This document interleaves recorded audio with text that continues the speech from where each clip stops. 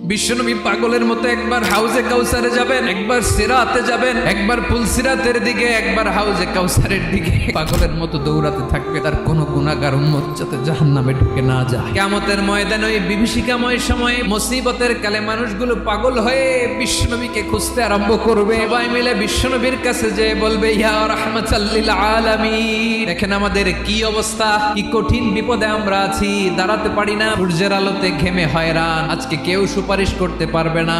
সব নবীরা অপারগতা স্বীকার করেছে, তারা বলেছে আপনি ছাড়া কেউ নাকি আল্লাহর সামনে দাঁড়াতে পারবেন না, আপনি একটু সুপারিশ করেন। বিশ্বনবী মাকামে মাহমুদে যে আল্লাহু আকবার বলে সিজদায় লুটিয়ে পড়বেন, বিশ্বনবী এমন ভাবে অজর দ্বারায় সিজদায় লুটিয়ে পড়ে কাঁদবেন, রব্বুল আলামিনের রহমতের দরিয়ায় জোশ লেগে যাবে। রব্বুল আলামিন এই দৃশ্য থেকে সহ্য করতে পারবেন না। রব্বুল আলামিন বলবেন, ইয়া মুহাম্মদ ইরফা রাসাক, ও নবী আপনি মাথা তোলেন, আপনার কান্না আমি সহ্য করতে পারি না, আজকে আপনি যা চাবেন তাই দেব। ওয়াশফা তুশাফা, যার জন্য সুপারিশ করবেন তার সুপারিশ কবুল করে নিন। বিশ্বনবী এবার মাথা তুলবেন, তুলে বলবেন, রব্বি হাবলি উম্মতি, আল্লাহ তুমি আমার গুনাহগার উম্মতকে বাঁচাও।